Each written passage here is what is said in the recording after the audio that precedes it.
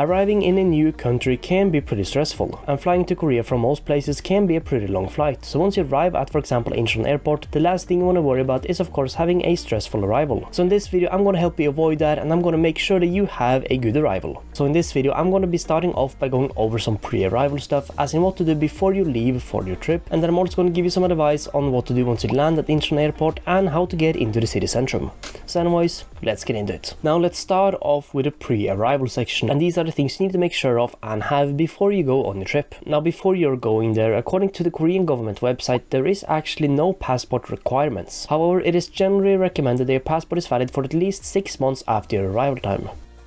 So if you're going to be arriving on January 1st, make sure your passport is valid until at least summer. And in addition to that, if your nationality requires it, make sure to get yourself a visa or a KETA. Now you can check this with a quick Google search, and you can also check it more specifically on the Korean government site or of course with your local embassy. And it is very important because if Korea requires you to have a visa and you show up at their borders with no visa, you will most likely be sent on a flight back home, which would be a bad start to your trip. But anyways, after having those most important things locked down, some other pre-arrival stuff to do is generally just to download yourself some important apps. Now you can of course get these apps later, however they will be required and you will most likely use all of them at some point during a trip, so you might as well get them now. Now to start off with navigation. Google Maps doesn't really work in Korea, however they have their own versions of it. And personally, make sure you at least have Naver Maps, as that was the one I found to be the best during my trip. And if you're looking for a secondary app, then Kakao Maps also works very well, but my personal favorite was Naver Maps. And it is basically just a Korean version of Google Maps, and it is perfect and a must-have for getting around in Korea. Secondarily, unless you speak fluent Korean, you will most likely need some translation apps. So using Papago Naver is the best one out there, and Papago Naver is an app specifically made for languages like Korean. However, the Google Translate app will of course work fine. Now in addition to that, we have some more transportation stuff, and that is of course taxis. Now a lot of the bigger cities in Korea have pretty good transportation systems, so you will probably do fine with just public transportation, but if you are looking for some taxis, then download Kakao Taxi. Now if you for example have Uber on your phone, then that can work too, and it does generally work in Korea. However, from what I've read online and on certain forums, quite a few people have had problems with, for example, Uber not working for them. And an app like Kakao Taxi is generally very safe to use and very user friendly. I would also recommend that you get yourself an up-to-date currency converter, like for example XE. And this app is generally pretty cool because it refreshes every minute, meaning if a change is happening to a currencies or their value, the app will update pretty much instantly and show you that change. And this app is also very great because you can simply type in, for example, 15,001 into the one section, and then you can get a list of how much that is in different currencies. And overall, it is just a great app to have. And the next two apps I'm going to mention are not necessary, but they are still pretty neat. The first one is an app called Subway, which shows the subway system in Seoul, and it's very convenient for example figuring out where all the different subway lines are. In addition, Kakao Talk can also be a good app to download. Now Kakao Talk is basically like Korea's WhatsApp, so it is a good way of staying connected with Korea. And if you're planning on making reservations to, for example, a restaurant, then Kakao Talk can often be the app that they use. So it is a convenient app if you're going to be making private reservations where you might need to chat with someone. But anyways, now that we're done with apps and of course pre-arrival stuff, we're now going to get into actually arriving in Korea. So anyways, your plane has just landed, you have just arrived, and what is the first thing you have to do? Well, firstly, you of course have to go through immigration and customs. Now once you get off the plane, simply just follow the signs you will see above you and on the ground telling you to go towards immigration and arrivals. Or you can of course just follow the big crowd of people, because everyone will of course be going to immigration. Now for the immigration, you will of course need your passport, so make sure to have that ready in your hand. You will also need a filled out arrival card, and depending on what airline you're flying with, you might get this card on the plane that you can fill out there. However, if you didn't get one on the plane, then there is also an arrival card counter right before immigration, and make sure to fill out this card before you get to immigration.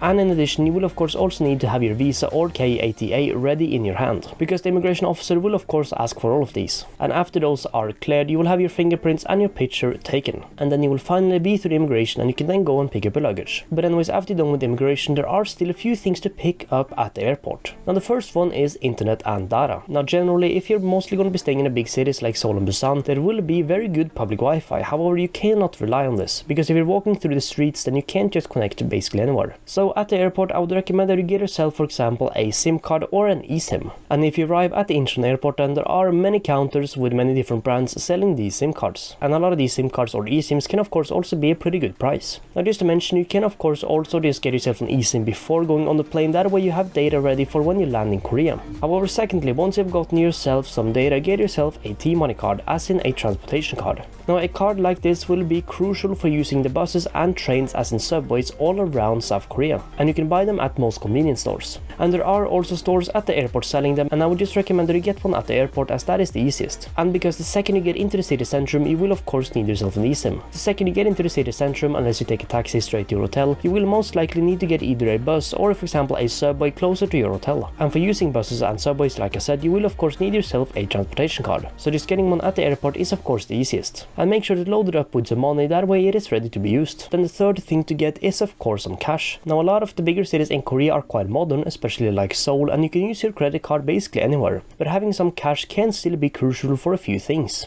Now primarily you will need cash for example street food. Now when I was in Korea I found that basically no street food stalls except a card, meaning if you for example want to get some street food then you will need cash. In addition you will also often need cash for example refilling your T-money card. Although newer convenience stores will usually allow you to refill it with card, but many of the more older ones will require cash to be refilled. So should you take out cash at the airport? Yes, I would highly recommend it. Now generally to start off with, getting between 50,000 and 100,000 won should be enough for the beginning, and you can of course take out more cash once you get into the city centrum or of course in the other places you might be visiting. But anyways, those are the main three things I recommend you get at the airport, and once you're done with those, you now just have to get into the city centrum. Now to get into the city centrum you can choose between taking taxis, buses, or of course the RX train. Now I have found a great guide on Reddit written by a local who talks about these different options, and I'll leave that link down below, so I would recommend you check that out. Now generally I would recommend that you get the train into the city centrum, as you can get a non-stop train for just about 9,500 won. It just takes about 40 minutes, which is a pretty quick ride into the city centrum. However, if you're traveling with a lot of luggage, then getting a taxi or one of the limousine buses might be better, as from what I've heard the drivers there will generally help you with your luggage. Or you can of course just get the normal all-stop train which stops at different stations. Now this takes give and take 60 minutes and costs about 4,500 won. However, I cannot give too much advice as in getting into the city because I've only used the train. But like I said, I'll leave a link to the great thread down below, that way you can read a bit more about this. But anyways guys, that was it for my pre-arrival and after-arrival tips of landing at Incheon airport in Seoul. And if you're wondering what to do after you get out of the airport and some things to do in Seoul, then I would recommend you check out this video, which I'll also leave a link to down below. But anyways, thank you all so much for watching. If you have any questions about anything that I've talked about so far, feel free to leave your questions down below and I'll try to answer you as quickly as possible. So anyways, thank you all so much for watching, and I'll see you in the next one. Peace out.